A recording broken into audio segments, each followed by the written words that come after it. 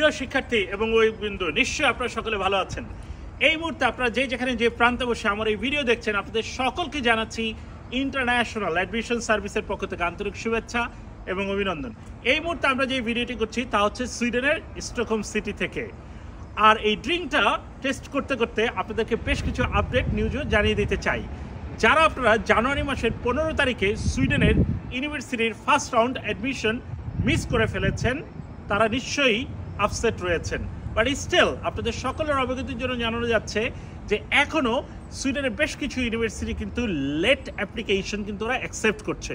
So if you are really interested to be a successful candidate for the next available intake for the September 2025, please come and talk to us.